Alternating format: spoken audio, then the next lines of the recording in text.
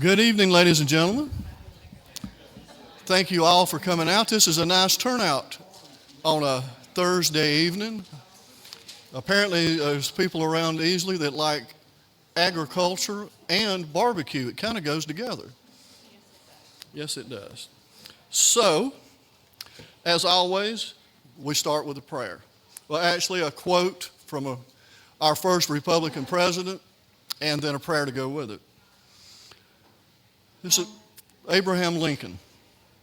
Sir, my concern is not whether God is on our side. My greatest concern is to be on God's side, for God is always right. Dear Lord, please bless our community, our state, and our country.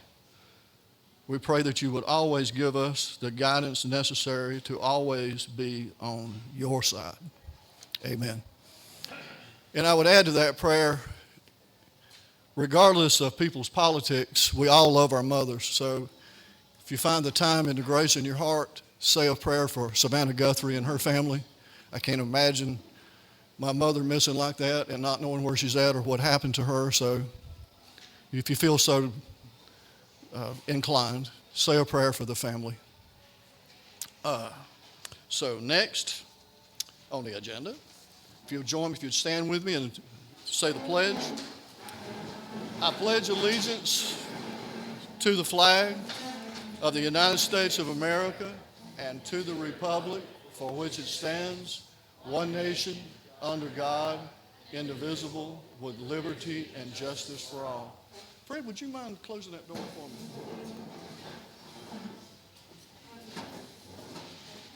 Thank you, sir. We are an auxiliary group of the South Carolina Republican Party. We are part of the party. And like I said, we're sanctioned by the state party to be here as an auxiliary group and promote the party and the party platform.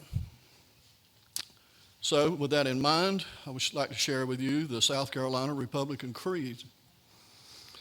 I do not choose to be a common man. It is my right to be uncommon. If I seek opportunity, not security, I want to take the calculated risk to dream and build, to fail and to succeed. I refuse to barter incentive for dole. I prefer the challenges of life to guaranteed security, the thrill of fulfillment to the stale calm of utopia. I will not trade freedom for beneficence, nor my dignity for a handout. I will never cower before any master, save my God. It is my heritage to stand erect, proud, and unafraid, to think and act for myself, enjoy the benefit of my creations, to face the whole world boldly and say, I am a free American. Amen to that. Elected officials. Donna Rainey is with the city council. Is there anybody else here that's an elected official? We always like to recognize them, and I have crowd blindness. I don't always see people in the crowd that I should. But I believe Donna is our only elected official here tonight. Thank you for coming, Donna. And I would like to say I've been criticized for saying this, and I have been criticized for not saying it. We are the Republican Club. We are not the Pickens County Republican Party. So to not confuse anybody, I say that. It's not meant as a slight towards anybody or anything. It's just simply to avoid confusion as to who we are and what we are. Our mission here is simple. Voter education. We will never tell you, this club, this group, will never tell you who to vote for.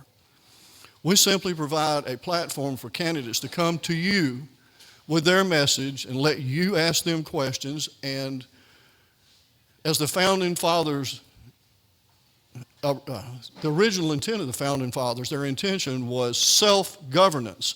You don't need somebody to tell you who to vote for.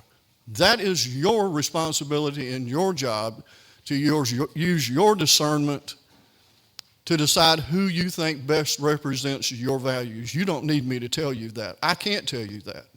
That's you.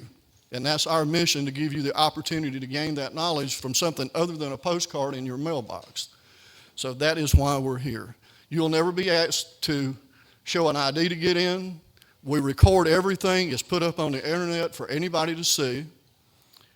You're all welcome. On our invitations, we always say everyone is invited and encouraged to attend and participate. So thank you for coming and participating. Now, a couple of just housekeeping things to finish up, and I'm going to introduce Fred West to you. Just a couple of things. Our upcoming schedule, February the 26th, David Pascoe, who's running for Attorney General, and he will be here with us on February the 26th. Same time, same station. We'll be right here at Mudd's. On March the 19th, we will have all three candidates running for Attorney General, and we will be at Forest Acres Middle School. That'll be Stephen Goldfinch, David Stumpo, and David Pascoe. They've all confirmed that they will show up and participate, all three of them together on the same stage. I guess some people would call that a debate. So you're all welcome and encouraged to come and participate in that. And right now, the only thing I have other than that confirmed is Alan Wilson will be back here again on May the 7th here at Mudd's. So mark it on your calendars and try to join us. And I did promise my friend back here, John, as long as we've been doing this 12 plus years, I can't do it without John. He is my right hand in all of this. But John has a booth at a craft fair this Saturday at St. Matthew's Church on Highway 8 this coming Saturday from 9 to 1. And John does custom tumblers. He's got a laser engraver, and he'll put anything on one that you want. But anyway, I just promised him I'd do that, and all the free labor he puts into this organization, he deserves a little plug. So, sign-up sheets. There's two sign-up sheets here at the front of the room, and it's easy to figure out which is which. One is for Fred West and his campaign to give him your email address so he can contact you with information as time goes by. And the other is for our organization, and the only thing we use it for is to notify people of upcoming events and what we're doing. We don't give it away, we don't sell it, we don't share it. It stays with us if you give it to us. So I think that takes us to the introduction of candidate West. Fred West is a candidate for South Carolina Commissioner of Agriculture. He is a South Carolina native and a graduate of the University of South Carolina with a degree in business administration.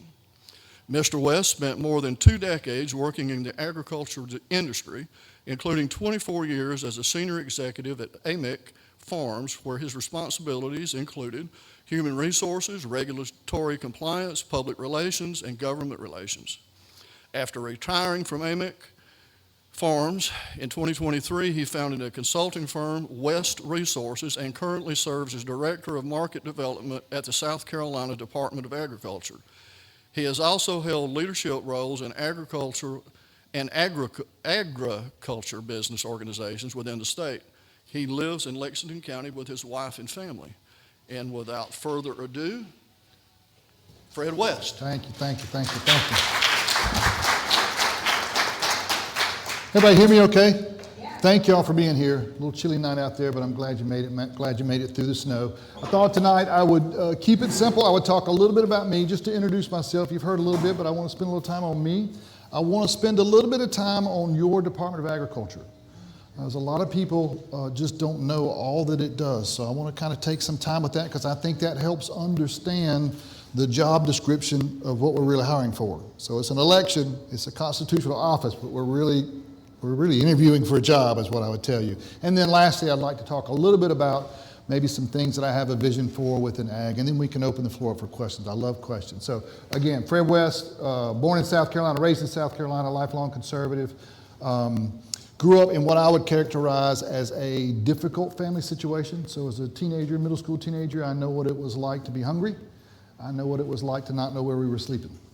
By the time I got to the college stage, I was accepted into USC, and I knew that I wanted to do things different than the way I was raised. Went through USC, got a degree in business administration, met my wife, Michelle. She's in the back here. We've been here 36 years to the same woman. It's pretty impressive, I think. She's a great mom. She's been a great friend to me, a great partner, and she's also a lifelong driving instructor. So everywhere I go, she's telling me how to drive and when to turn, when to slow down. We have 2 kids. I have a son who is in medical residency at Oxford, Mississippi at Baptist Medical there. He's finishing up and will come back to the East Coast. And then my daughter works for the American Psychological Association. She is a metadata analyst. Okay, I don't know what that means, but it sounds really, really, really impressive. She lives in Charleston, and she's actually at home now, hanging out with us a little bit, so it's been kind of fun. We attend Rivercrest Presbyterian Church, which is about a 250-member church in Lexington, South Carolina. I'm an elder. I'm a trustee, and because you're such a small church and I have a bass guitar, I play in the worship band because I'm the only choice they got for a bass guitar player. When we graduated, or I graduated from school, the first entry into what I was doing work-wise was all human resources. I worked for a computer consulting firm as an HR person, and then I went to work for, and some of you will remember this name, Ryan's Family Steakhouses. I handled the Southeast for Ryan's, and over that course, I don't know how many yeast rolls I ate in that period, but they were really, really good the whole time. At about 1999, I had a friend call me and say, I want you to go talk to these people at Amick Farms. They're looking for a VP of HR. And I said, what is that? They said, it's a chicken plant. And I literally said to them, I ain't working for no chicken plant. I mean, that was just my first gut reaction, because the truth is, I was not lucky enough to be born into a farming family, right? I didn't farm. I didn't know a lot about it.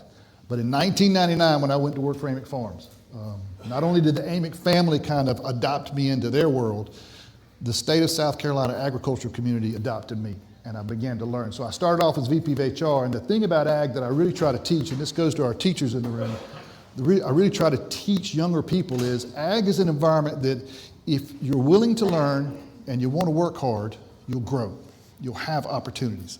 So I started off as VP of HR, and through the years I handled everything from safety, quality, regulatory affairs, legislative affairs, public relations, IT, engineering. I actually ran the plants for a time, so we were at that time, we had 2 plants, one here and one in Maryland.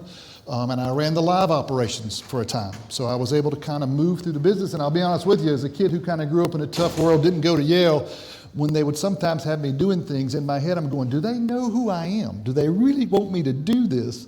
But it was just an unbelievable blessing to be in a place that actually expanded me into really kind of being an executive over the complete agribusiness piece in that world. So it gave me a lot of experience. Poultry is extremely complex, extremely chaotic. There's a lot of silos. So in business, you hear people talk about silos. HR is a silo, IT is a silo, engineering is a silo. So you have to be really good, especially in that fast-paced environment, really good at understanding that silo. But in the end, as a leader, you got to bring it all back together, because a silo will always want to run off and do its own thing. So you have to bring things back together. So that process, I did that for about 24 and a half years, was lucky enough at 59 years of age to choose retirement. And again, there was a time in my life I never, ever, ever thought I would have that option to be able to do that. So I look back at that and I think, boy, how blessed we were to be able to take care of our kids, send them to college, watch them grow, and for me to experience more and more in the business world, the agribusiness realm, to understand how things are run. When I retired, did a little bit of consulting. The current commissioner had asked me to help out a little bit with the department on some marketing things where they're connecting with some of your bigger box, like your Walmarts, your Costco's, your bigger companies. At Amick Farms, we all, as executives, were interacting with those brands and those operations because they wanted to really know who they were buying chicken from. So I've been doing that. I think the thing that it's interesting is I never thought that I would be in this position. I wouldn't characterize myself as a politician. I know this. I know that I look back at my life, I look back at what South Carolina agriculture did for me, and I have a debt. Okay, I'm going to give back to South Carolina agriculture one way or another because it did so much for me. That's the great state we're in, and again, that's the great industry that we have. So I knew there was something else for me that I wanted to do. The current commissioner, who's been in that role 22 years, I have known him or worked with him since he was appointed. We began to talk, and he began to poke and prod and say, you ought to think about it, you ought to think about it. So Michelle and I prayed about it, talked about it, and last January, so all the way back to 13 months ago, we jumped into the race, and we've been committed to it since then. I want to shift a little bit to the Department of Ag, because I think, again, there's some stuff there that I think is good to hear, but it's also kind of explains, I think, what the job is really all about. So number one, a little history.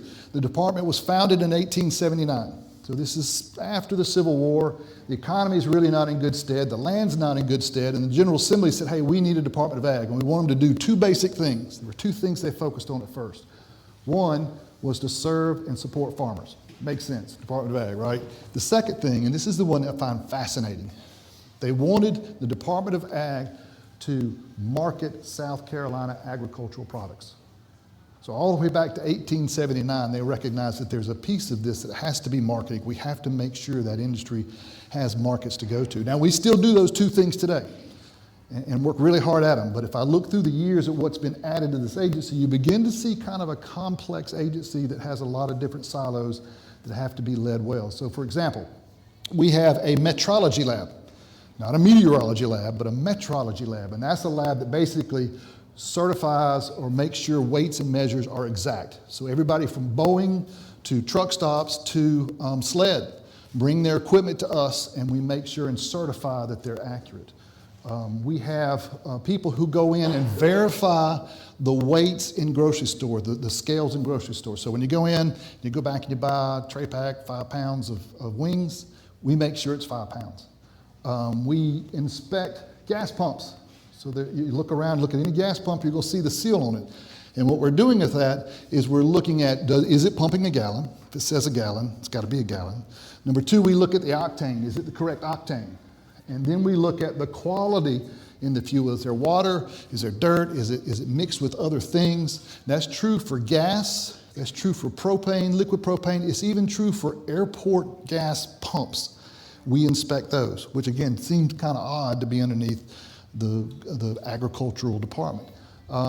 We recently, so 2 years ago, DHEC was broken up by the General Assembly, and they gave pieces and parts to different places. So we inspect 24,000 restaurants in the state. So if you look on the way out and you look at the sticker that's on the window, you'll see the Department of Agriculture seal. So we're responsible for that score that's on that front and inspecting this facility to make sure that it's safe. We inspect dairies, we inspect milk, we inspect wholesale food processing facilities. We inspect animal feed. So it could be feed that's made here. It could be feed that you would buy in the store. And what we're doing is we're verifying that it's usually protein, fat, and fiber that you're really looking for, but you're trying to make sure that what the label says is in that feed. And a lot of people say, well, why do you go to that length? That almost sounds like you're holding a standard that's almost people food standard. Well, if you look at most pets, especially, they're going to eat the same thing every day. So that's where they're getting their nutritional value from, so that's why we inspect that. So when you look at the department, you really see, some odd things that kind of are pieces and parts. You add on top of that things like the Department of Agriculture needs to be, and this is something that I'm very passionate about, needs to be somebody who's in that State House, right? I've been going down to the State House for 20 years, and the one thing that Mr. Amick told me when he sent me down there, because he said, I need you to go down and get this bill passed, and I said, Bill, I've never done this. And he said, just do this. Go down there, talk to them, tell them the truth always. So for 20 years, I've been building relationships with legislators, some of the folks that have endorsed me. I've got 21 General Assembly members, I think, that have endorsed me because they've seen me and they know I'm the guy. If they came and said, how do you really kill a chicken? I'd tell them. What's this, what's that? I'd tell them. So I think as a Commissioner of Agriculture, we've got to be that same resource for the General Assembly. What they do in a given day, if you talk to anybody who's in that Capitol, and look at the things they deal with that's coming at them. It's like a shotgun. All these different issues, and you got to switch gears and figure it all out. So for me to represent the agricultural industry, the agribusiness industry in this state, of just being there to make sure they know they can ask me questions and I can get them real information, it's a huge part of the job. There is a federal component too. So we get money from the feds. For example, we get money for food banks from USDA, and we administer that for food banks. So we're actually in between those monies. Again, it's another silo you've got to do. I think the other component that I think is really important when you look at the Department of Ag is you can't be in an office. Agriculture is not just sitting in an office. It's going to be out and around. One of the things I believe in that I learned very early on in business was you got to be present where it matters. Right? If you're just sitting in an office, okay, you can get some stuff done, but you're missing out on the opportunity to learn and understand. I never wanted to view myself as an expert, right? I wanted to be around those experts, to listen. I wanted to get the right people in the room or at the table to really understand the dynamics of what's going on before we make a decision. And that's kind of how I led through my years. Now, when I think about kind of my vision for being Commissioner of Agriculture, I'm going to throw some, what I would call kind of 40,000 foot little quick quotes out there, and I could flesh them out for you, but I just want to get them out there. The first thing is, I'm committed to making South Carolina farmers first. Now, again, that sounds like a great Facebook quote, right? Nothing wrong with that. What does that mean? One of the things that means to me, along with some other things, but one of the biggest things that means to me is the solution to a lot of problems in agriculture and farming right now is prosperity. You have so many farmers that are just surviving. They're just holding on. You look at what's happened right now, you've got a kind of a perfect storm of markets, Mother Nature, tariffs, input cost, everything coming out of COVID was just all upside down. And it's gotten harder and harder to thrive. They're just surviving. So we've got to look at things that help that farm prosper in what they're doing. The second thing that I think we've got to focus on is we've got to protect our agricultural land from two things, basically. One would be foreign adversaries, like a China. And the second thing would be overdevelopment. Now, I don't have a problem with development. I get it. We're a great state. We're top 1, 2, 3 in the nation for people coming here, which is fantastic. Don't have a problem with that. But it's the overdevelopment piece that begins to put pressure on farmers who are barely surviving, and somebody comes and offers them 4 or 5 times more of what their acreage is worth. You can't blame that person for wanting to do that. So again, prosperity can solve a lot of problems in what we're doing. The China thing is kind of fascinating. So we sold product all over the world. When I left, we were 3 plants, 3,500 people, and we processed 4 million birds a week. And we sent it all over the world. And one of the places we sent it was China. So I've literally been to China many times and see how they do business. And I had somebody ask me one time, they said, well, is China really a problem? How much acreage does China own right now of agricultural land? It's about 400,000 acres. Do you know how much agricultural land in China U.S. businesses own? None. Can't get it, can't do it. If you go in business over there, you have to have a Chinese partner.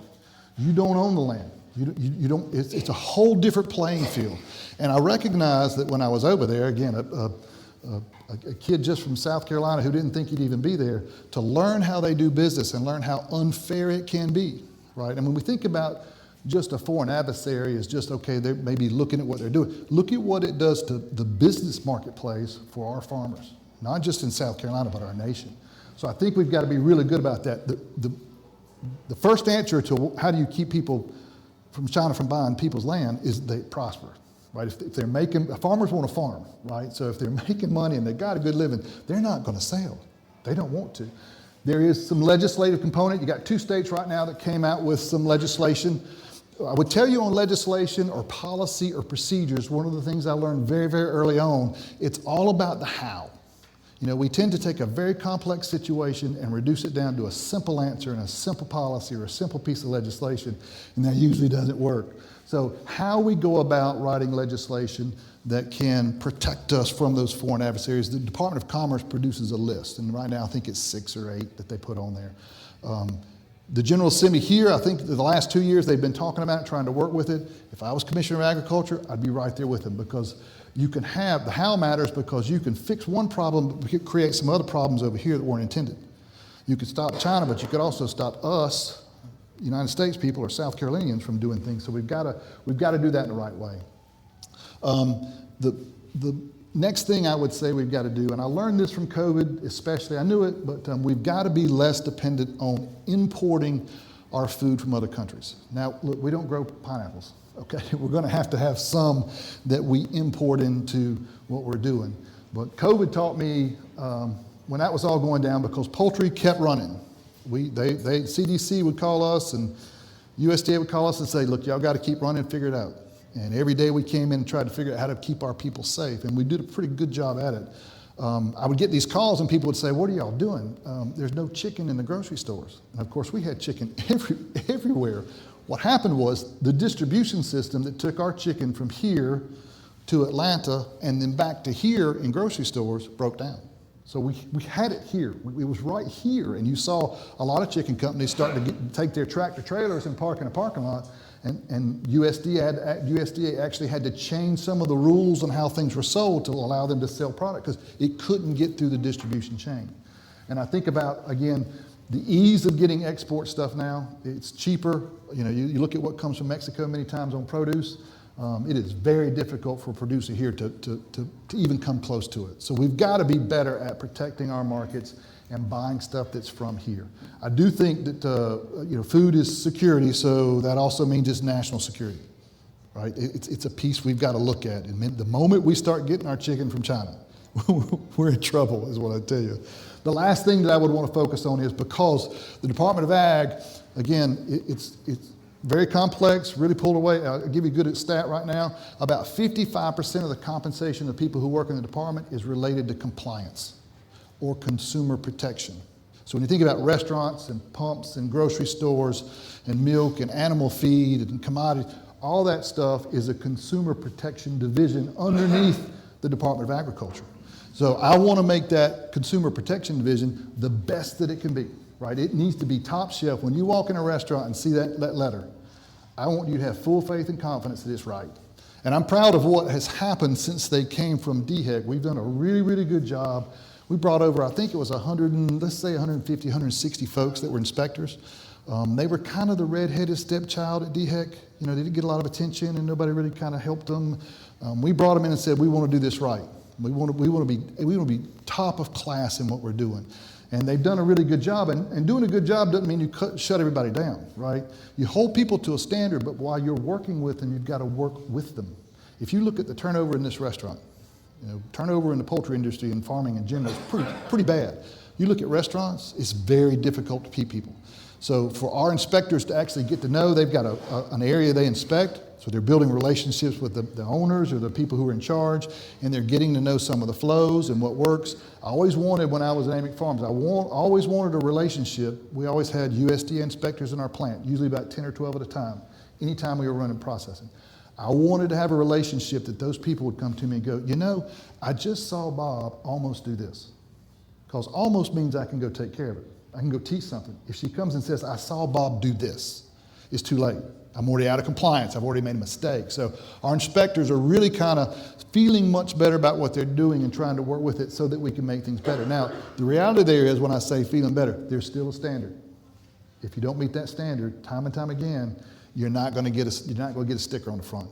And there's been some restaurants that just couldn't get it together, which is okay, right? It's not the standard we want to hold if we've got to go close somebody, but there are some that did close. So those are the kind of the four things that I really think about as a big picture of what I would see with the Department of Agriculture. It's hard to throw it all into one speech because, again, it's so broad and diverse. It's a lot like poultry. It was so siloed off and so many different pieces and parts that seemingly didn't fit. But look, it's got to fit. It falls underneath the Department of Agriculture. I'd tell you that it's a down ballot race, right? And we've got some other people jumping in the race, which look, y'all know in agriculture and you know in business, you're getting competed against all day long. So I've competed against other businesses and people all day long. So competition is good. I have no problem with that.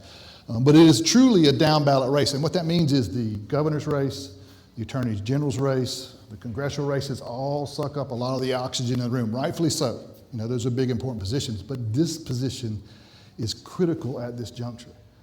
And I believe we need somebody that really comes in and it has agribusiness experience as an executive to really manage this piece for our agricultural community and for the citizens of our state, right? If you look at this job just as the title, and through my career, I've hired thousands of people. And I never hired based off a title. I always hired based off the job description. What do we want this person to do and can they do that?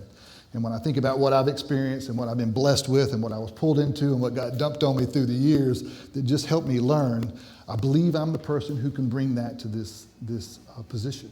But a down ballot race means what y'all do matters. Right? I'm here to ask you for your vote, but as a down ballot candidate, I'm also asking you to tell someone else to vote for me.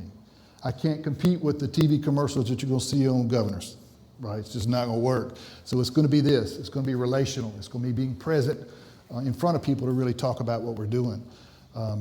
Really, really excited. We've had a blast, the last 13 months. Learned a lot. I think something that has driven me the whole time is I just know what ag did for me and for my family. And I'm excited about being able to serve y'all and serve this state. So I'll open it up for some questions. If there's some questions that I can answer, I'll be glad to cover anything I can. And if you would, raise your hand and I'll bring you the mic. And I know it's impulsive to start talking. I have that problem myself. But if you don't get the mic that's being recorded, and we'll share this meeting with people, and if you don't have the mic, then people won't hear the question. So it's important to hear the question as well as the answer. So if anybody has a question, come on now, don't be bashful. Okay. Laura, introduce yourself. Hi, I'm Laura. Nice to meet you. I don't have really a question about agriculture, but it's more casual. When you started out your talk, you said that you went from not wanting to work at a chicken farm to working at a chicken farm. What made you change your mind? So at the time, and put it in perspective of, again, how I was raised, I knew I wanted to do something different. I wanted opportunity. I knew I could work hard. I'd had jobs my whole life. I knew I could do that. As I sat down and talked to it, and it was just the grace of God that I went to talk to him. And I tell anybody who's looking for a job, right, go talk to everybody, because you just never know when you sit down and talk to them. So I sat down talking with the Amick family. At the time, we were 600 people, one shift, one plant. So it was small, the family was involved, the leadership, other leadership. It was just a kind of a good family feel. When I sat down and talked to them and saw their passion for the people, Mr. Amick used to say, this is not the chicken business, this is the people who make chicken business. And he meant that. So for me, as a people person, and recognizing that that's really the only way to get things done is with the right people at the table. It was just something I couldn't pass up. Because I wasn't born into it, I wasn't raised into it, there was a lot I had to learn, but man, it was great.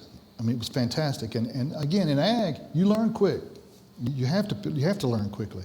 But it was really, I knew I wanted to continue to grow for my family. They were such special people. 2006, they sold the company to a company out of Chicago that actually has facilities all over the world that do further processing. So they do things like McDonald's, hamburgers, hot dogs, all this different stuff. We were their only processing facility here, in the chicken processing facility here in the state. And they wanted to keep everybody in place. They wanted to keep everybody in place, and it was a blessing. And it was a little different because we grew. So we went from 600, one shift, double shift, and then we bought the plant in Maryland. And then we bought a plant in Mississippi. So it grew and grew and grew. And that experience of looking at plants to buy was really, really educational. We bought 2. We probably looked at 8 or 9 different plants. And I bring this up because I think one of the components we have to get better at as a Department of Ag is recruiting. Okay, if you look at our state, we've done really good with planes, trains, and automobiles, right? Boeings and tires and cars, wonderful stuff. Glad it's here, it's fantastic. I want to be that good at getting those kind of companies to come here that are agribusinesses, agricultural businesses. And I remember at Amick, when we would go talk to companies about buying their plants, you always met with usually the commissioner and state people or House of Rep guys or the county guys or the town guys, even town mayors would sit down. You knew right out of the box whether they wanted you or whether they were just like, take it or leave it. And I learned that the people who looked across to me and said, we want you here, we need you here, we're going to help you here. And help just doesn't always mean money. A lot of people think, well, it just means economic development dollars. And yeah, that's a component. But the bigger thing is you're moving into somebody's neighborhood, right? You're pulling them here and you want them to feel a part of the community. So as we go forward, if I'm blessed enough to get in this role, one of my first things we're going to focus on is we're going to go target people and we're going to recruit. We've got an opportunity to bring some value-added processing back here, whether it's a soybean crushing plant, whether it's a pulpwood processing plant or something that's going to utilize our timber better. I want to be that great recruiter that goes bring those people. We're a great place to live. It's a great place to move people here. We just got to go tell people, we want you here, we need you here. Does that make sense? Okay. Go ahead. Well, I was just going to say, you mentioned farmland and overdevelopment, and annexation and overdevelopment is a hot button issue here in Pickens County, especially here around Easley. Do you foresee, or would you support any kind, or recommend any kind of legislation towards giving the county or the farmer or the county more skin in the game, where they would have some say-so in land being annexed out of the county into a city? So there's been a couple attempts to write some legislation to try to address that. Again, it's all the how you do it. I would tell you this, what I see from back in poultry and also in doing some of the things that I work with now. So I'm a director of market development, which is kind of how do I increase markets? How do we use certified SC? But I spend about 1 day a week at the Department of Environmental Services as the agricultural liaison. So Director Reese wanted somebody that came from agribusiness, that when they sat down at the table and they were talking specifically about agribusiness, that they could help their people internally really understand what mattered, how things worked, how to understand how that world worked. What I see a lot of, and I'm not going to name any names, but if you look at some of your counties, you look at some of your cities, what they're doing is they're trying to make ag commercial. So a lot of times when you go for a building permit, and then they'll have 2 boxes, are you residential or are you commercial? There's no ag box. Well, ag is unique, it's different, and there's things in the statute that we have that help us protect. For example, roadside markets. That's not held to a standard like you would have for a permit that you're going to build a Walmart. Right? There's things they have to do, but that is in addition to that farming operation. If you start saying, and we had this, I actually worked on this with a farmer down in the PD area. The local fire marshal came and says, you're going to have to get this permit, that permit, this permit. You just have to. And we were able to go and basically pull what the legislature had and show, no, he does not have to have that permit. So I think I'm going to be selfish here and just think about ag, in that it's a real thing when they start kind of pulling all this stuff together annexation-wise, and then they start trying to normalize everything. Let's just treat everybody the same. Well, ag is the #1 industry in the state, $52 billion a year economic impact, right? And in the last 2 years, that's been flat. Has it gone up? It hasn't gone down. Now, in business, when you see a flat line, it usually means it's going down. That's just the way it is. But you look at all the other things coming to our state. So we're going to have to protect the way we do business and the protections we have. The General Assembly, all the way back to 1879, recognized that ag was different and special. That's why it created the office that it did. So I think we've got to do things to protect ag that don't always mean legislation, right? What we did in that case that I was talking about was, relationally, we got present and went down there with them and explained to them and showed them. Here it is. And it wasn't as clear, I'll give them credit. It wasn't that they were against ag. This is the bad thing about business a lot of people don't get. They were concerned about, if we don't hold you to a standard, something happens, then we're going to get sued. That was the logic. So it wasn't that we just hate ag and we don't want you to have this. They were friends. The guys were friends together. The threat of the legal aspect sometimes pushes them to ask you to do things that aren't required, which I was always okay with. If you have something you desire for me to do, just tell me, would you do this for me? And then I get to choose as a business person, right? I'm going to do what's required. So I think we have to maintain those protection. I hate to use the word protection because it's really not protection. It's a realization that ag is different. And if you start making it act like a retail shop or a fast food place, it's going to get worse and worse for farmers. We've got to give them room to do their business. That make sense? Yeah, it sounds like you're saying, shorthand, don't overregulate it and recognize it as being unique. And understand, you have to understand the regulations. Regulations get interpreted all day long. I dealt with it at the federal level when I was, all the food safety stuff came to me. So USDA, federal level, local stuff, all kind of came through me. And you'd have somebody that would read it and it's in the interpretation. So then you had to go back and prove that your interpretation was the correct interpretation. So it's all about kind of digging in and really making sure. Because they're not out to get us. It's just, the bigger things get, the more you want to normalize stuff. So the bigger the county gets, the more that's going on. They say, well, can't we just have this and this? And it makes it easy for them, but it affects ag in a negative way. Well, I can tell you this from personal experience. The trucking industry is heavily regulated. When I was a real young guy and wanted to start on my own and start my own business, the one thing I could buy a truck and a trailer and go haul without having the rights or the authority. It's just complicated to haul stuff. I could go haul chickens and turkeys. So that's how I got my start in life. So agriculture is not just about the farmer-owned tractor. I mean, it gave me my start in life, hauling your products. Yeah. So does anybody else have no, I'm closer to the lady. So I know that he just asked this question, but would you stand behind legislation to change annexation laws Yes. in South Carolina? Yes, it needs some logic to it. Again, if we just take a simplistic approach and say you can never ever do it, there needs to, for example, some people are saying at the State House, hey, if you leave what's there for ag, like if you don't change it, then okay. But you have to hold to that ag standard. You have to let them do what they do with what the legislature's really kind of giving them room to do. I think it's got to have some guardrails, right? I'm a big believer in guardrails. I think some places do it okay. Some places I scratch my head and go, how did this happen? Right. I think there needs to be some work on it. Now that's not Department of Ag, right? That's the Capitol. The legislature is doing that, but Yes. I want to be in that. I want to be in that space with them. So when they start saying, "Well, this is no big deal. Let's just do this," I can go, "Wait, hey, let's talk about ag because it's different." So how would you stop the big box developers coming in here and saying, if you're not growing, you're dying? You mean from a farm standpoint, a retail standpoint? Or from a farming standpoint, how do you stop the big box builder from coming in here and taking over the farmland? The first word I would use, and again, I know I'm repeating myself, is prosperity. Farmers, if they're making a living, and I'm not talking about Elon Musk living, I'm talking about they can provide for their family, the next generation wants to come back to the farm because they say, hey, I can make a living and raise a family on this. I think that's the biggest thing.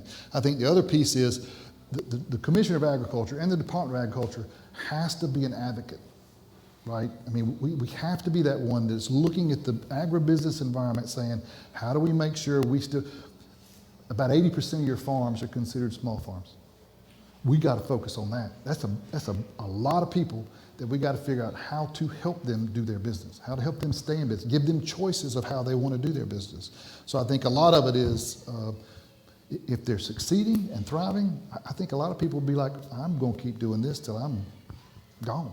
I mean, that's the sentiment I get from a lot of folks. I mean, you're going to have some consolidation. You're going to have some people make a decision. And again, I'm a capitalist, so I believe it's up to you to make your decision for you, your family, your business. But I want to create the environment that you don't have that pressure to go do something. I don't feel pressured to have to get out because it's so tight or I'm risking all that. I want to make it to where they can prosper. If you would, just introduce yourself. My name's Eddie Evans. I'm the Pickens County Farm Bureau president. Rex can probably shine some light. There is legislation right now in the House waiting on to get done with the budget about annexation farmland. It's waiting on them. It's done been through the Senate, from my understanding, and it's waiting on the House. It would give the farmer or farmland option to opt out of annexation with a city trying to annex them in.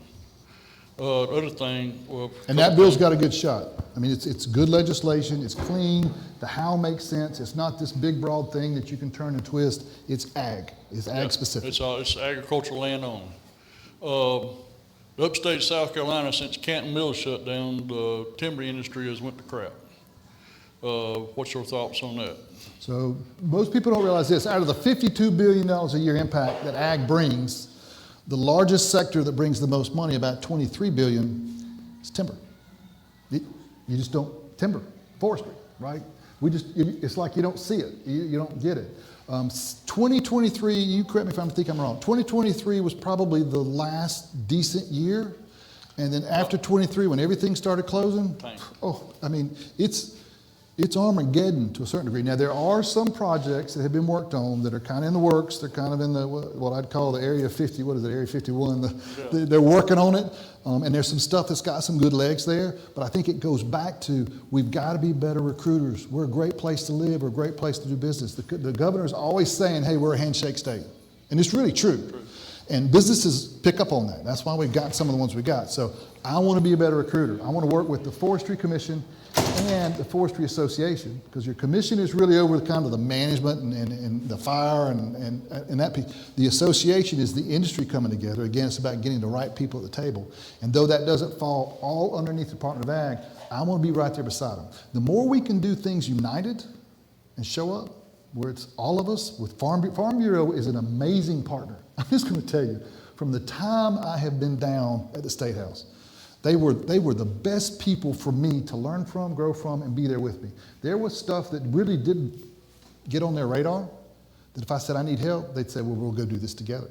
That's what you do, is you pull in all the partners and pieces and pull it together, because when you go to the State House, or you go to, for example, recruiting a company, I can tell you the places that I went to. Laurel, Mississippi was one. Not only did they bring in the government folks, they brought in the police chief, they brought in the local businesses, they brought in all these people and said, this is why we want you here. And it made a huge difference, because you felt like this is a unified place. I'm not going to get nitpicked by every different person. So I think that arm in arm doing that kind of stuff is a big deal. I really do. But Farm Bureau, I'll just tell you, they've been, Gary Spires, Harry Ott, David Winkles, they were people that taught me a lot about that building down there in Columbia. So. Yes, sir. A lot of family farms in the past few years has been hit very hard with all the 100-year disasters. What's your thoughts about subsidized money to keep them in farming? So there's been some efforts to kind of work on, you know this, but I'll say this for anybody that doesn't know this. So for example, you've got programs from the feds and sometimes from the state that will give you disaster relief money and money to kind of help get through. I want everybody to understand this. That does not make you whole as a farmer. You're not getting back up to normal. You're just able to get by. You're not going in the hole as deep, right? So everybody thinks, well, you got disaster relief money, you should be fine. Nope, that does not get you back to break even. That's just some money to kind of help you through the situation. So there's been a couple efforts just in the last couple of years of trying to figure out a mechanism that we can start saving money for that every, 7 years, 8 years, something like that. It's something seems to happen. I mean, there's insurance out there and there's things out there, but they don't get you back to where you're going and buying a new truck. I mean, they're just helping you get through what you're doing. I do think a big thing for me, and I learned this at AMIC, when I started at AMIC, we had computers in accounting. I think I had a computer, the CEO had a computer, and maybe a couple other people in offices. There was nothing on the floor, nothing. It was a grease pencil, right? If it said 40 pounds, we wrote 40 pounds on it. When I left, we had computers everywhere, people walking around with iPads that we could respond to things much quicker. And one of the things I want to do as a department is I really want to lean into the technology piece. The buzzword you hear people is AI and supercomputing. And it kind of flies right over my head, but I'll tell you this, there is some opportunity for us to figure out how to use some of those tools, not for the big guys, it's the middle-sized and small farms. And what I mean, I will circle back to what you're talking about, how quickly do we respond to disasters? How quickly can we get things processed? How quickly can we get them their money? All those things begin to matter in what's going on. And I'm a big data guy. I think we need to collect more data about what's real. Sometimes with the feds, you see data and they start to kind of throw this out and throw that, and they kind of come up with their model of what they're doing. I've seen, for example, on some of the drought condition stuff, you'll have one of their monitors on this side of the county that says there's a drought, and they'll have one on this side that says there's no drought. Well, this guy's in a drought, right? We got to figure out how to do that. Now, that's a piece of the commissioner's not responsible for that, but the commissioner is responsible for going up and fighting for or lobbying for how do we make this more realistic. We've got technology that can then really give us good data, and then you're making better decisions about what's going on, right?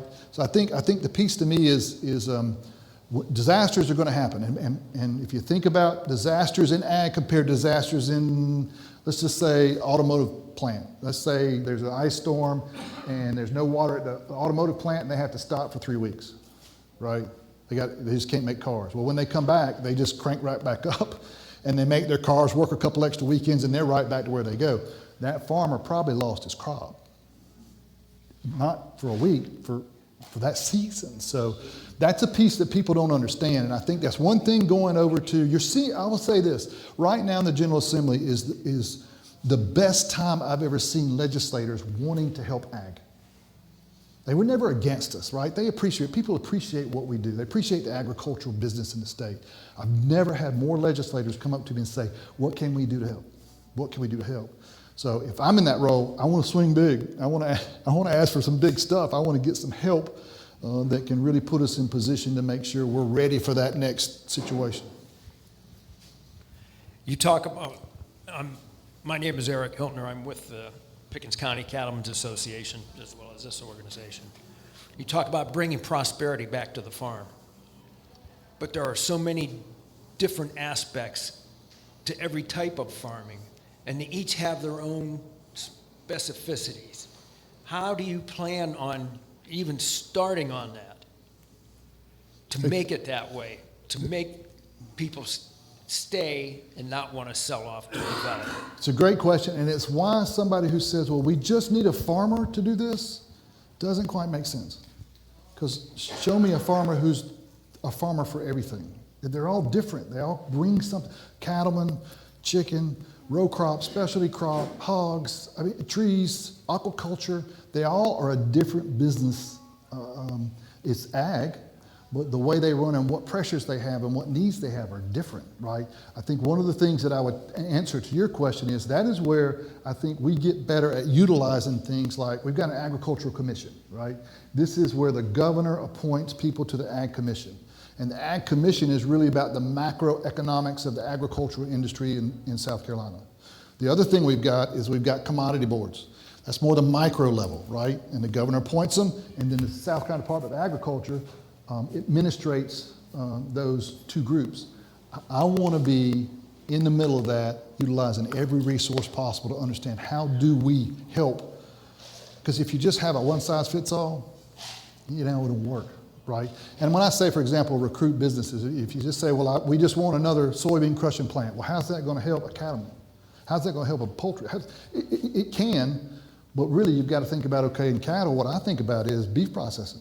There's people in the state that want South Carolina beef.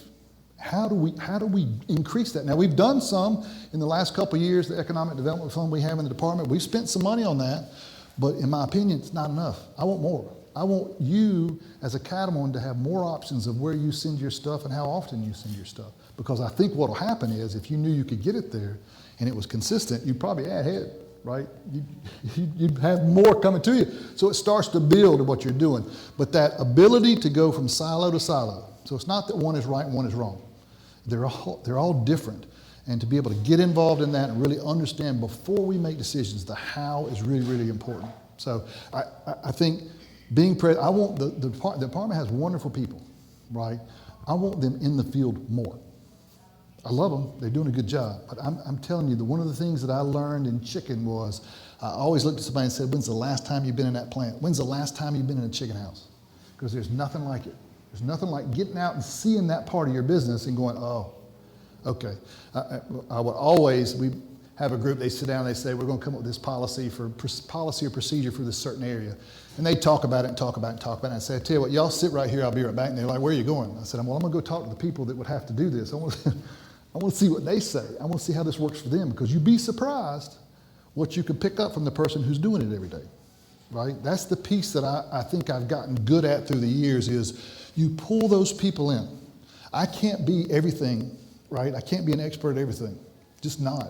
But I can pull the experts in, and I can make sure we're communicating. You look at Farm Bureau Resource, Ag Commission, commodity boards. There's associations, Poultry Federation, Forestry Association, Cattlemen's Association. All that stuff are people that have resources of knowledge that we just got to pull together. The natural instinct for humans is, unless you're working at it, you start drifting away, right? So I want to be that guy that's pulling people back together and trying to find solutions that really matter and work. Does that answer your question? Sort of? To a degree, yes. But I'm not quite sure how you get everybody together with, I mean, there's so many pieces. You have row crops, you have field crops, and then you have hogs, cattle, chicken, all of that. So different.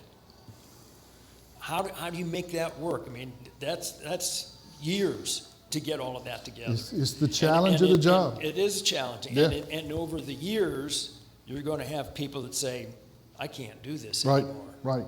I think I want my first year to be warp speed. Where's my trumpers? I want to use that phrase that we go in and we've got a plan on what we do next, and then what's next, and what's next, to try to make some ground up. There are some sectors, like the poultry sector, because it's fully integrated. The interesting thing about poultry is you've got the market kind of all encapsulated. Thank you all so much for coming.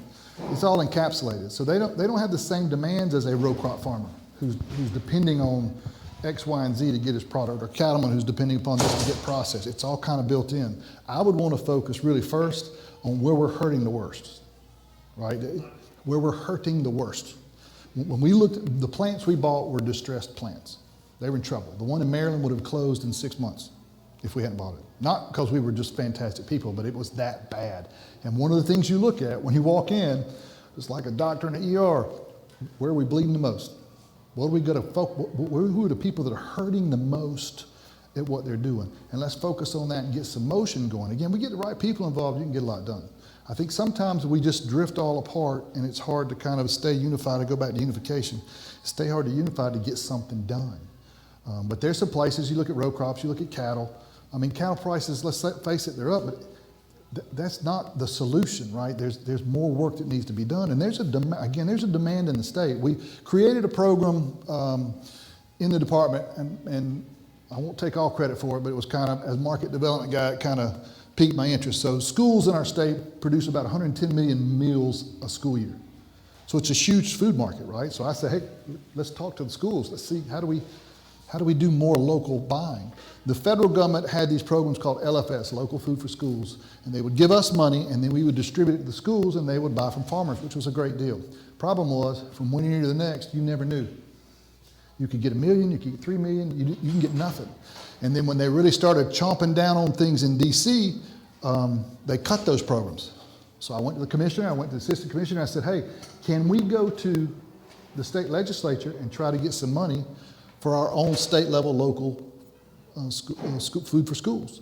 And we're calling it South Carolina Certified Cafeteria. So we're branding it kind of under the South Carolina Certified program. And what the legislature did was they gave us $1 million, which is a lot of money, but the key thing is it's reoccurring. Every year it happens. And in business, guess what you want? Consistency.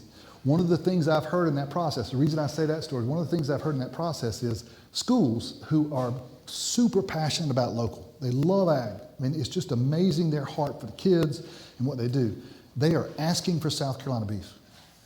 They want that in their schools. So I think about that kind of aspect of, okay, who's hurting the worst and what can we do to get some motion in what we're doing? There's no silver bullet. I'm going to tell you right now, I don't have that capability. Anytime a consultant came in and sat down in front of me and said, I have all the answers and just listen to what I'm saying and do it, I would get up and leave because it's just not real. This is too complex to do that. We're going to rely on each other to kind of make decisions and kind of move forward. I'm not really interested in credit or a title. I'd rather serve and kind of get things done. Make sense? I can't give you an ABC. No, I know there's no way, but when you first brought it up, then I'm thinking, okay, you have to have some kind of idea already formulated on how you would go about doing that. Yep. I think you got recruiting.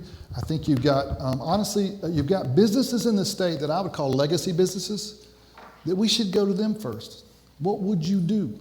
What do you want to do? How would you want to grow? At AMIC, I was always surprised that, we would give money to this battery plant or that plant or plant. Look, I'm all fine with it, but nobody would call us, right? And we probably would have done some stuff through the years if we had that opportunity. Somebody said, we want you here. Let's figure out a way to make it work. All those deals are really hard to pull together. And if you look at something, go back to BMW with Carol Campbell. That wasn't an application they filled out and it just got checked, we're doing this. There was a relationship that was built that they knew him and he knew them, and they began to say, all right, how do we make this work? Those deals are just complex. When we bought, they were always complex deals. And again, we were buying stuff that was broken and had to fix it. So, yes, ma'am. Well, first of all, something that you had referred to about, the legislature is happy to work with the agriculture department. That's because they finally realized no farmers, no food. So if we keep selling off farmland and we can't produce the food, once you pave over a farm, it's gone. Never comes back. It never comes back. Yeah. So that leads me to my question. How big of a proponent will you be in the Department of Agriculture to push for family farms that may have gone through generations and now it's in the hands of people who really have no interest in farming. How can you help farmers and really stress the importance of agricultural conservation easements, ag easements, to make sure that farmland will always be farmland forever and can never be developed? There is not enough awareness in the state of all the programs that are available to farmers to protect their farmland in perpetuity. How will you be a proponent for that? So you look at, go back to my friends at Farm Bureau, you look at what they've done from a conservation bank standpoint, fascinating, wonderful, fantastic work. We've got some other conservation banks that have helped, but again, my description of this would be you're putting a finger in the hole in the dam, right? We've got to find other ways besides just creating that conservation bank to keep it farmland. I go back to my favorite word, prosperity, right? If they're making money, if they're getting out of survival and they're thriving, that's conserving that land. They'll keep doing it. Farmers like that. I mean, that's what they want to do. It's their DNA. It's what they were called here to do. So I don't know that there's a silver bullet. I think what I would tell you on the conservation bank stuff, I would be right there with the Farm Bureau and the conservation banks we have, selling it, telling it, preaching it, teaching it. That's the key. People don't know until you tell them. And most times if you don't tell them something, they make up what they think that's usually wrong. We need to protect that farmland now before it goes down generation Yep. to heirs that don't care. And we'll just look at that life-changing money being waved in front of them and not realize what they're selling. Last 2 years, the farmland that has gone out of production and sold to, I'll just say developers, was about the 90 to 150 acre range.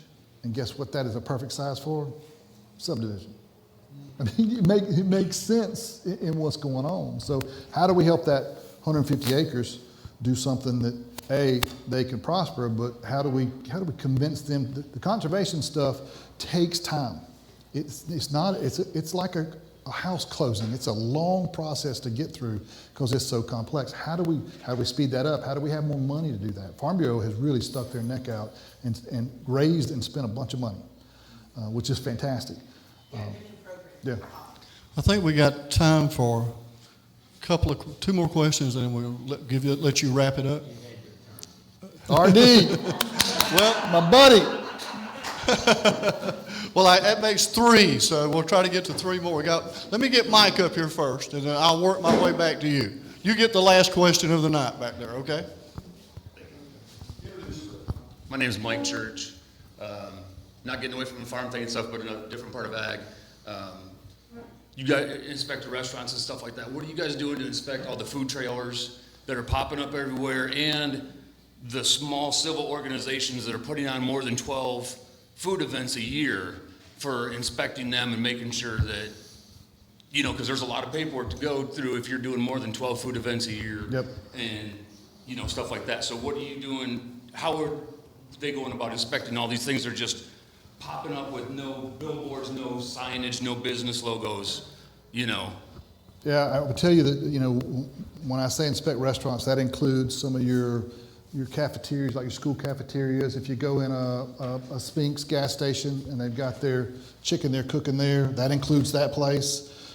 Food trucks, it includes that, if you know what they're doing. I think that the piece about that I would tell you is I think a lot of times people don't know they have to go through the right process. So we've got to get better at, I hate to use the word promoting, but explaining, and it's not hard, right? There's a reason for it. It's not just government paperwork, fill this out because we want you to fill it out. There's logic behind what we're asking those people to do on food safety because it can matter.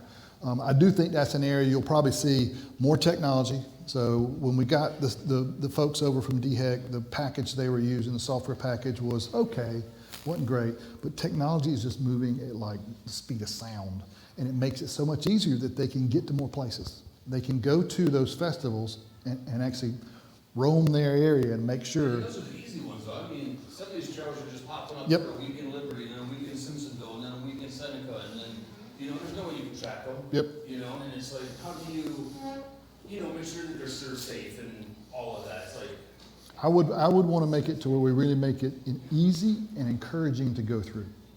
You know, a lot of those cats are going to, in business, I always wanted to say, I don't want to set up for the exception, the person who's really going to try to cheat me or steal from me or whatever. I want to treat people like the norm, and then we'll deal with the exceptions, right? So I think most people, if we can teach them and show them, hey, you just got to go through this process. And that could be an advocate that they can call. It could be some staffing. It could be, again, the electronic processes. A lot of your electronic stuff is just hard to go through. It's just painful, and we don't need to do that. We can make that easier. But it's a great question because it's important. You know, one rogue food truck can make a lot of people sick. Hey, Fred, my name's Rudolph Bell. I'm not a farmer, but I do eat. Yeah, So I appreciate y'all. But I want to ask something that I think affects everybody, not just farmers. You were talking about the headwinds that the ag industry in South Carolina is facing right now, and you mentioned a number of them, and one of them you mentioned was tariffs. So I'm interested, can you tell me how are tariffs affecting the industry in South Carolina? Where, what industry, how's that working? So tariffs aren't a new thing, especially in ag, because, for example, when we would sell product to China, if China didn't like something U.S. was going to do, well, on steel or cars or something else, they would just say, okay, we're going to slap this 100% tariff on chicken. And they would do it overnight, right? So some of your ag sectors have dealt with this, and they know kind of how to kind of handle it. I think what's happened here, if it were just tariffs that were changing, because it's a consistency thing. Again, in business, you want to know I'm consistent. This is not perfect, but I'm consistently getting this. What's happened is you've got the tariff thing, you've got the input cost thing, you got Mother Nature, and then you got processing markets leaving our state. So it's just like, it's the perfect storm for all this stuff. The Department of Ag doesn't have responsibility or ability to go say, don't do this. But I'm telling you something, I am not afraid to walk into somebody's office and say, I need help. This is affecting us this way. I've done that with, for our other two facilities at AMIC were union facilities. So I dealt with the union, I negotiated all the contracts, and there were times I had to go to them and say, I didn't want to, because they're a unique bunch. Yes. You look at some of your, now they've settled out on some of the corn and soybean stuff, and you know, China stopped soybean. It wasn't just they were increasing tariffs and back and forth and back. Some of that kind of, you can argue would work out in the end, but they just stopped stuff. I think relationally we've got to work better at that. We've got to have more, we've got to have somebody that when they call and say, we're in trouble and we need help, that somebody's listening in DC, right? And again, I realize I'm a down ballot candidate. It's, you know, Fred, hopefully blessed the Commissioner of Agriculture, but I'm just telling you, through my years at AMIC, I had people in DC I could call. And I need your help. USDA was especially one that they were just so big and going through some of the administrations we went through, you just had some really strange stuff going on where they were just, you got to do this. And it was going to affect our business. So I would have to call them and say, look, I need to come see you. We got to figure this out. So you got to be a good advocate. You got to be somebody who will go and say, we can't do this. This is going to kill us. Because, you know, the United States is so big. North Carolina is probably 100 million economic impact ag.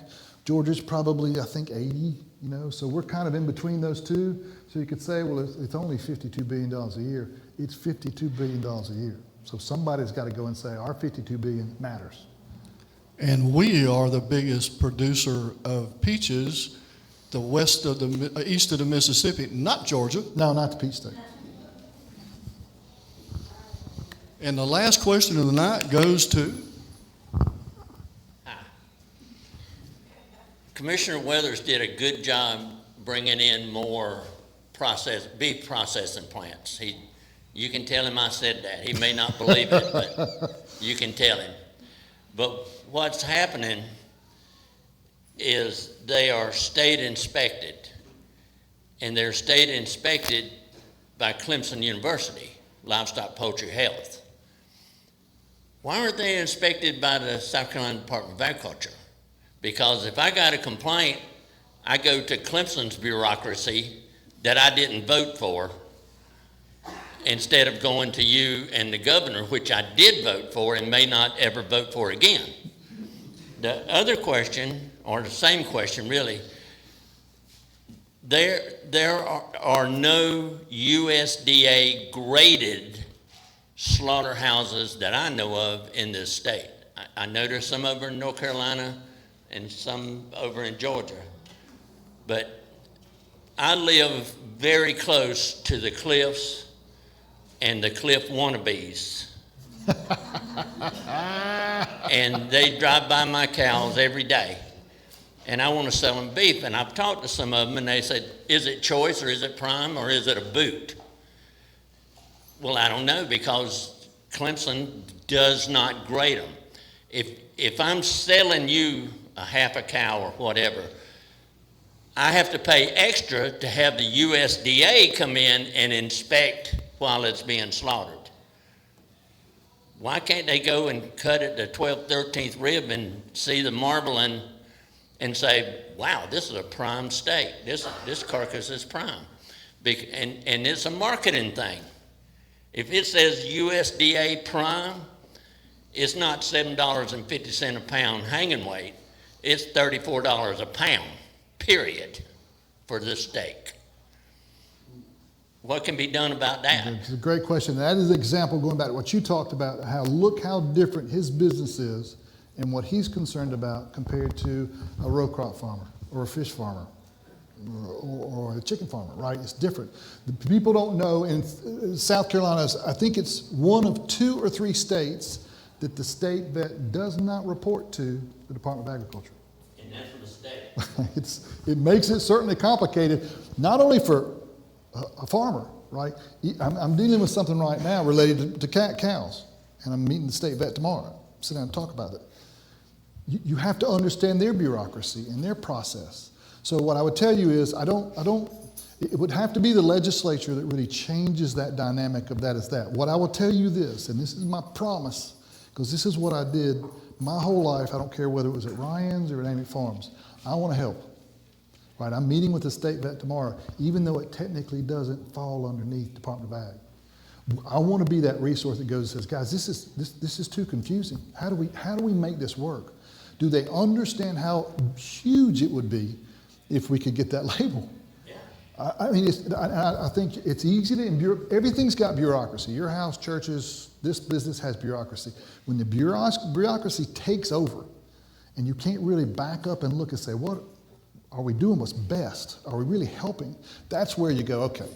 And that's where I want to come in as a commissioner and say, okay, let's go meet with LPH, right? Let's go sit down and talk to them. Let's figure something out. In our business, Amy Farms was kind of unique. And look, we were a mid-sized chicken company, but we competed with Tyson and JBS and all those guys every single day, being the smallest we were because we were gritty. And we would get involved in our business, and we were not going to ever say, that's not us. That's not my responsibility. That's them. Go talk to them. I don't want that.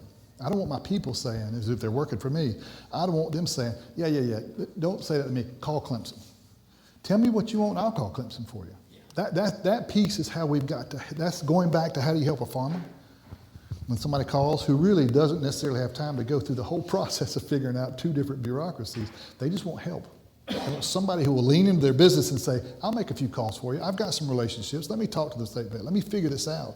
But that goes back to the advocacy of actually trying to move things that are not your responsibility, right? It doesn't fall underneath the Department of Ag. That doesn't mean I can't go and get involved in something to try to shape it into what we need it to be. Is that hard? Is it complex? Is it easy? No. I mean, it's difficult to do, and sometimes it works, and sometimes it doesn't. But that's just what I've always done. I think you got to. I look at what you do every day. You figure it out. I mean, that's what, in business, you have to. You can't just go, well, this is the way it is. You go figure it out. So the Clemson thing is interesting because I had a company, it's an AI supercomputing company that specializes in basically poultry, but they came to the state. They wanted some help connecting with people. We started talking about it, and the moment they said, well, can we talk to you? You know, you're a vet. I'm like, well, our vet's the Clemson vet. We like him. He's a good guy, but it's Clemson. They were like, what? Yeah, it comes up underneath that PSA. That's the way that works. So I would tell you that whether it changed or didn't change, I'd still work to try to help because we got to. I mean, we're at a serious inflection point, I believe, in agriculture right now. We're going to have to take some big swings. We're going to have to be bold about walking into whether it's Clemson or whoever and say, look, we got to figure something out. This is not working great. It's working. Again, it's bureaucracy working, but it's not working great. So it's interesting you bring that up because that is something I have heard time and time again, especially when you go back to people want beef. You know, the schools. And I want to say it. Yeah, the schools have this, a lot of your districts have this standard that it has to be federally inspected, which means you got to send it to North Carolina, the place in North Carolina, which how do we, Which is added expense. right, how do we cut that out? How do we grow something here, process something here, and sell something here that is better for everybody? That's the thing I want to kind of drive in this. And I'll give Commissioner Weathers, like you say, some credit. He's really worked hard on trying to put some pieces in place. I want to be bold about going to other agencies. So whether I think about this, Clemson, Department of Environmental Services, Department of Revenue, any of them, I want to be the guy that walk in there and say, we need your help in ag. Here's what's going on. Because that's the advocate we've got to be, not just me, but the departments that I would have, I would want that. When you have somebody who's doing a restaurant, they want to get their food truck done and they're having a tough time. And maybe it relates to, for example, we do the restaurant inspection, but we don't do liquor licenses. And I just dealt with this about 6 months ago. There was a guy, his dad owned a restaurant, dad passed away. He was shifting everything in the name, to his name. And it was a little wing joint, so you got to sell beer. I mean, that's what you go to a wing joint for wings and beer. And he couldn't get the liquor license over and over and over and tried. So he called me. I said, let me see what I can do. I called Department of Revenue. I said, look, I just need some help. This he's getting ready to lose his license tomorrow and can't sell alcohol, and he won't stay in business if he does that. I think being bold enough to reach outside our agency and serve, I think that's kind of my bent in what I do. See, if I wanted to sell to a restaurant, it's not USDA inspected. I can't do it. Yep. Which makes, because the restaurants want it. Again, the local thing is, I used to think it was kind of just your high-end yuppies. It's across the board. I was in a small grocery store down towards the PD, and I'll stop talking after this. But I will stay around if you got more questions. A small store, I was grabbing something, and this is a tiny, tiny grocery store, and the lady in front of me was using an EBT card to buy her food, and on the belt was all South Carolina produce. And I thought, oh, that's interesting. So she paid, and I said, ma'am, can I ask you a question? Well, I noticed you're buying the local stuff. It's more expensive. Why? And she said, come with me. And she took me back to the produce area, and she held up a piece of produce from Mexico and a piece of produce from an hour away in South Carolina. And she said, I want this for my kids. This is better. Look at it. And that, it just shifted my whole mindset that you look at schools, these school food, they're called school food authorities. They're the people who buy the food for the districts. Got a lot of stuff they got to do. It's a hard, hard job. When you talk to them, I'm telling you, all of them will say, I wish I could get more local food. I wish I could get more local food. I wish I could get more local food. So it's not that there's a barrier in the market of people wanting it. Schools want it. Restaurants want it. How do we break down that barrier that's really a label? Now, I realize I'm oversimplifying, right? There's a how there that we got to figure out. But I think working for those kind of things goes back to your question of how do you jump in that silo of cattle and beef and their problems and concerns and desires and dreams. We got to think bigger about what we're doing for ag. So. Especially now that there's more people who are getting into raising beef cattle, even if it's only 3, 10, 12 head, we're producing plenty of beef, and we don't have the processors. If you had the processors, Yeah, we have processors around. There's 2 of them real close to us. But look how far out they're looking. there's a timing factor. There's still the label issue. There's a bunch of other stuff going on. Again, I think if you had more room, you'd have more cattle. You just would. Thank y'all so much. I'm sorry to talk so long, but this is a blast. I love coming here. Enjoyed it so much. We'll hang out if you got questions. If you have questions for Michelle, it's a great time to ask her some questions to see. And please, don't apologize for talking. I've had candidates stand up here and you ask them a question and they say, no. You ask them 10 questions in 5 minutes. Great questions. Look, I appreciate the passion for ag. We need it. We're in a spot. We gotta help this #1 industry stay the #1 industry. So I appreciate your time. Thank you so much. Is there anything else you'd like to add before we wrap it up? No, she's fine. Y'all, Well- look, vote. It's a down ballot race. I'd ask you to vote for me, and I'd ask you to tell somebody else to vote for me. That's how you get elected, as a down ballot race. But if you got questions, we've got some information over here of how you can reach me. If there's more questions, concerns, here's what I love, and I've started getting this more and more as we got into this year. That is, I'm getting people who are sending me things saying, these are things that are important to me. It's almost like a wish list, and I love that. Not that I can ever wave a magic wand and do it all, but again, it goes back to getting in touch with what's really going on in the place and trying to figure out what do they need, what do they want. When you hear the same questions from different parts of the state, it's the same question all over the place, then you know what's really Yep. a hot button. Yep. Thank you all very much. I would add, we've got 2 lists, the email list up here, and Fred's contact information, pamphlets, bumper sticker. So if you'd like to be contacted by the campaign in the future, give him your email address, and if you'd like us to notify you of future events, give us your email address, and it stops with us, it won't go any further. Last thing, February the 26th, we'll be back here again. So come and join us.